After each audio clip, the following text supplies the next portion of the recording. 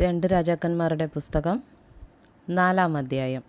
പ്രവാചക ശിഷ്യന്മാരുടെ ഭാര്യമാരിൽ ഒരുത്തി ഏലീശയോട് നിലവിളിച്ചു, നിന്റെ ദാസനായ എൻ്റെ ഭർത്താവ് മരിച്ചുപോയി. നിന്റെ ദാസൻ യഹോവ ഭക്തനായിരുന്നു എന്ന് നിനക്കറിയാമല്ലോ. ഇപ്പോൾ കടക്കാരൻ എൻ്റെ 2 മക്കളെ പിടിച്ച് അടിമകളാക്കുവാൻ വന്നിരിക്കുന്നു എന്ന് പറഞ്ഞു. ഏലീശ അവളോട്, ഞാൻ നിനക്ക് വേണ്ടി എന്തു ചെയ്യണം? പറക, വീട്ടിൽ നിനക്ക് എന്തുള്ളൂ എന്ന് ചോദിച്ചു. ഒരു ഭരണി എണ്ണയല്ലാതെ അടിയൻ്റെ വീട്ടിൽ മറ്റൊന്നുമില്ല എന്നവൾ പറഞ്ഞു. അതിനവൻ, നീ ചെന്ന് നിന്റെ അയൽക്കാരോടൊക്കെയും വെറും പാത്രങ്ങൾ വായ്പ വാങ്ങുക, പാത്രങ്ങൾ കുറവായിരിക്കരുത്. പിന്നെ നീയും നിന്റെ മക്കളും അകത്തു കയറി വാതിലടച്ച് പാത്രങ്ങളിലൊക്കെയും പകർന്നു നിറഞ്ഞത് ഒരു ഭാഗത്ത് മാറ്റിവെക്കുക എന്ന് പറഞ്ഞു. അവൾ അവനെ വിട്ടു ചെന്ന് തൻ്റെ മക്കളോട് കൂടെ അകത്ത് കടന്ന് വാതിലടച്ചു. അവർ അവളുടെ അടുക്കൽ പാത്രങ്ങളെ വെച്ചു കൊടുക്കുകയും അവൾ പകരുകയും ചെയ്തു. പാത്രങ്ങൾ നിറഞ്ഞ ശേഷം അവൾ തൻ്റെ മകനോട്, ഇനിയും പാത്രം കൊണ്ടുവരിക എന്ന് പറഞ്ഞു. അവൻ അവളോട്, പാത്രമൊന്നുമില്ല എന്ന് പറഞ്ഞു. അപ്പോൾ എണ്ണ നിന്നുപോയി. അവൾ ചെന്ന് ദൈവപുരുഷനോട് വസ്തുത അറിയിച്ചു. നീ പോയി എണ്ണ വിറ്റ് കടം വീട്ടി ശേഷിപ്പ് കൊണ്ട് നീയും മക്കളും ഉപജീവനം കഴിച്ചുകൊള്ളുക എന്ന് പറഞ്ഞു. ഒരു ദിവസം ഏലീശ ശൂനേമിലേക്ക് പോയി. അവിടെ ധനികയായ ഒരു സ്ത്രീ ഉണ്ടായിരുന്നു. അവൾ അവനെ ഭക്ഷണത്തിന് വരണമെന്ന് നിർബന്ധിച്ചു. പിന്നത്തേതിൽ അവൻ ആ വഴി പോകുമ്പോഴൊക്കെയും ഭക്ഷണത്തിന് അവിടെ കയറും. അവൾ തൻ്റെ ഭർത്താവിനോട്, നമ്മുടെ വഴിയായി കൂടെ കടന്നു പോകുന്ന ഇയാൾ വിശുദ്ധനായ ഒരു ദൈവപുരുഷനെന്ന് ഞാൻ കാണുന്നു. നാം ചുവരോടുകൂടിയ ചെറിയൊരു മാളിക മുറി പണിതുണ്ടാക്കുക. അതിൽ അവനൊരു കട്ടിലും ഒരു മേശയും ഒരു നാൽക്കാലിയും ഒരു നിലവിളക്കും വയ്ക്കുക. അവൻ നമ്മുടെ അടുക്കൽ വരുമ്പോൾ അവൻ അവിടെ കയറി പാർക്കാമല്ലോ എന്ന് പറഞ്ഞു. പിന്നെ ഒരു ദിവസം അവൻ അവിടെ വരുവാനിടയായി. അവൻ ആ മാളിക മുറിയിൽ കയറി അവിടെ കിടന്നുറങ്ങി. അവൻ തൻ്റെ ബാല്യക്കാരനായ ഗേഹസിയോട്, ശൂന്യംകാരത്തെ വിളിക്ക എന്ന് പറഞ്ഞു. അവൻ അവളെ വിളിച്ചു. അവൾ അവൻ്റെ മുമ്പിൽ വന്നു നിന്നു. അവൻ അവളോട്, നീ ഇത്ര താല്പര്യത്തോടൊക്കെയും ഞങ്ങൾക്ക് വേണ്ടി കരുതിയല്ലോ. നിനക്ക് വേണ്ടി എന്തു ചെയ്യണം? രാജാവിനോടോ സേനാധിപതിയോടോ നിനക്ക് വേണ്ടി വല്ലതും പറയേണ്ടതുണ്ടോ എന്ന് നീ അവളോട് ചോദിക്ക എന്ന് പറഞ്ഞു. അതിനവൾ, ഞാൻ സ്വജനത്തിൻ്റെ മധ്യേ വസിക്കുന്നു എന്ന് പറഞ്ഞു. എന്നാൽ അവൾക്ക് വേണ്ടി എന്തു ചെയ്യാമെന്ന് അവൻ ചോദിച്ചതിന് ഗേഹസി, അവൾക്ക് മകനില്ലല്ലോ, അവളുടെ ഭർത്താവ് വൃദ്ധനുമാകുന്നെന്ന് പറഞ്ഞു. അവളെ വിളിക്ക എന്നവൻ പറഞ്ഞു. അവൻ അവളെ വിളിച്ചപ്പോൾ അവൾ വാതിൽക്കൽ വന്നു നിന്നു. അപ്പോൾ അവൻ, വരുന്ന ആണ്ടിൽ ഈ സമയമാകുമ്പോഴേക്കും നീ ഒരു മകനെ അണച്ചുകൊള്ളുമെന്ന് പറഞ്ഞു. അതിനവൾ, അല്ല ദൈവപുരുഷനായ എൻ്റെ യജമാനനെ, അടിയനോട് ഫോഷ്ക്ക് പറയരുതേ എന്ന് പറഞ്ഞു. ആ സ്ത്രീ ഗർഭം ധരിച്ചു. പിറ്റേ ആണ്ടിൽ ഏലീശ അവളോട് പറഞ്ഞ സമയത്ത് തന്നെ ഒരു മകനെ പ്രസവിച്ചു. ബാലൻ വളർന്നപ്പോൾ ഒരു ദിവസം അവൻ കൊയ്ത്തുകാരോട് കൂടെ ഇരുന്ന തൻ്റെ അപ്പൻ്റെ അടുക്കൽ ചെന്നു.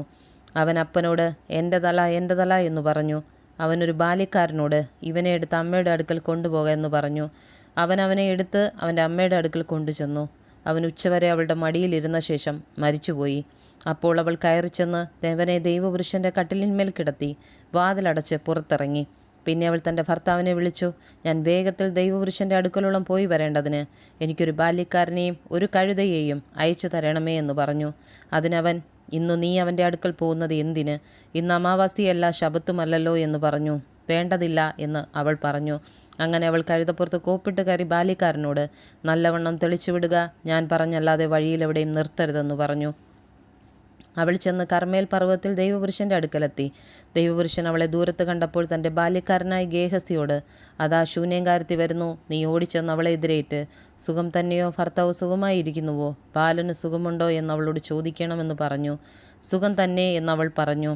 അവൾ പർവ്വതത്തിൽ ദൈവപുരുഷൻ്റെ അടുക്കലെത്തിയപ്പോൾ അവൻ്റെ കാൽ പിടിച്ചു. ഗേഹസി അവളെ മാറ്റുവാൻ അടുത്തു ചെന്നാറ ദൈവപുരുഷൻ, അവളെ വിടുക, അവൾക്ക് വലിയ മനോവ്യസനമുണ്ട്, യഹോവ അത് എന്നെ അറിയിക്കാതെ മറച്ചിരിക്കുന്നു എന്ന് പറഞ്ഞു. ഞാൻ യജമാനനോടൊരു മകനെ ചോദിച്ചിരുന്നുവോ? എന്നെ ചതിക്കരുതേ എന്ന് ഞാൻ പറഞ്ഞില്ലയോ എന്നവൾ പറഞ്ഞു.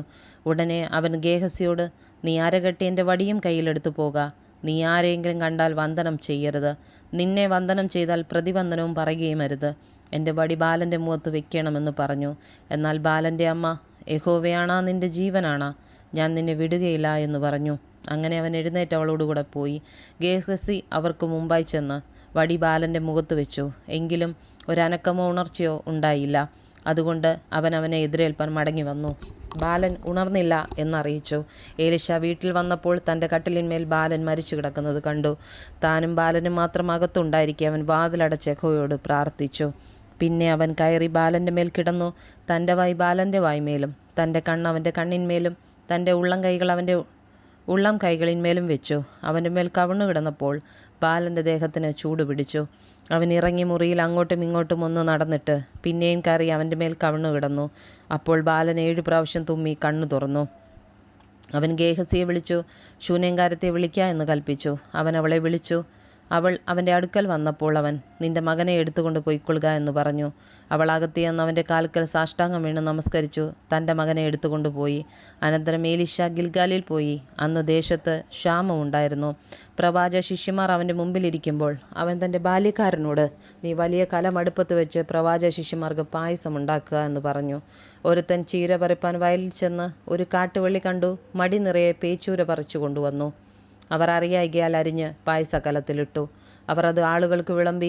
അവർ പായസം കുടിക്കുമ്പോൾ നിലവിളിച്ചു, ദൈവപുരുഷനായുള്ളവേ, കലത്തിൽ മരണമെന്ന് പറഞ്ഞു. അവർക്ക് കുടിപ്പാൻ കഴിഞ്ഞില്ല. മാവ് കൊണ്ടുവരുവീനെന്ന് അവൻ പറഞ്ഞത് കലത്തിലിട്ടു. ആളുകൾക്ക് വിളമ്പിക്കൊടുക്ക എന്ന് പറഞ്ഞു. പിന്നെ ദൂഷ്യമായുള്ളതൊന്നും കലത്തിൽ ഉണ്ടായിരുന്നില്ല. അനന്തരം ബാൽ ഷാലീഷയിൽ നിന്ന് ഒരാൾ ദൈവപുരുഷന് ആദ്യഫലമായിട്ട് 20 യവത്തപ്പവും മലരും പൊക്കണത്തിൽ കൊണ്ടുവന്നു. ജനത്തിനത് തിന്മാൻ കൊടുക്ക എന്ന് അവൻ കൽപ്പിച്ചു. അതിനവൻ്റെ ബാല്യക്കാരൻ, ഞാനിത് 100 പേർക്ക് എങ്ങനെ വിളമ്പുമെന്ന് പറഞ്ഞു.